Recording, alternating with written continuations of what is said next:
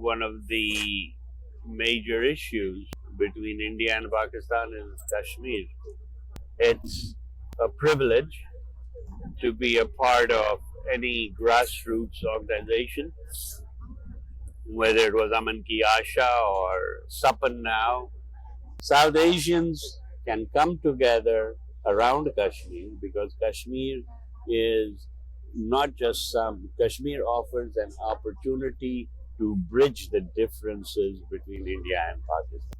And I think that's very important to start the conversation, at least, specifically about the human rights situation over there. When there are nearly 1 million troops controlling a population of 6 million Kashmiris, to put that in context, when the United States invaded Iraq in 2003, at the peak of its invasion, there were 150,000 American troops controlling a population of about 35 million Iraqis.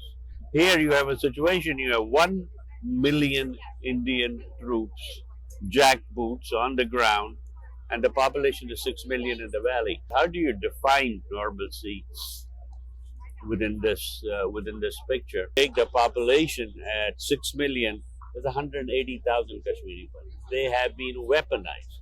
217 Kashmiri Pandits were killed during the early years of the military. It's personal account. I can give you how the so-called exodus took place. Those people have been weaponized by the BJP, by the RSS. So much hatred has been spread. The state has been torn apart. It has been reduced from a proper state to a union territory. The Urdu language, which survived 100 years of Dogra rule, is now being abolished. It's not being promoted as it should be. Forget about the Kashmiri language; it is dying. Everything in the valley comes from mainland India: cooking oil, olive oil, sarson ka tel, dal, spices, everything. All India has to do is just shut down the south end of the Banihal tunnel and you'll have a food scarcity in Kashmir. So there are environmental issues in Kashmir.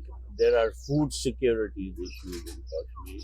There are social issues in Kashmir. There's lack of employment in Kashmir.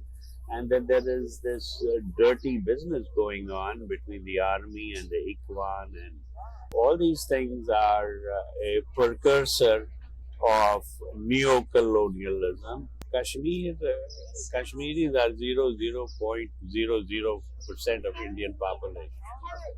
Indian Muslims are 15% of Indian population. Kashmiri Pandits are, 10 zeros, 0.1% of Indian population. And look what has happened, what the government can do, what the regime can do to weaponize whoever they want to weaponize. The people who were enormously capable of telling us what the ground reality is in Kashmir are in jail. All the journalists who have won global awards are in jail. With the continuation of the Modi regime supported by the RSS, India is not falling but has fallen deep into the hole of fascism. The hate has been squeezed out of the tube. It'll take maybe perhaps 2 generations to put that hate back. The thirst for freedom is in the heart of every young Kashmiri. All they're doing is expressing their desire for justice. There's so much that can be done, but the first thing is information, the right kind of information, going to the right kind of people. Kashmiris are beginning to tell their stories. Farah Bashir has written a fantastic memoir of a young girl growing up during the militancy. There is Basharat Peer, there is Mirza Waheed, there is Asiya Zahur wrote a fantastic book of poems. I myself have written a book of poems called My Mother's Scribe. There are people who can come together and sit down, and there are organizations such as Sapan and others who can initiate these conversations. This is why one reason I have joined, I have contributed, I am a member of Sapan, so that I can, in my own small way, hopefully, make some contribution as the dialogue goes on.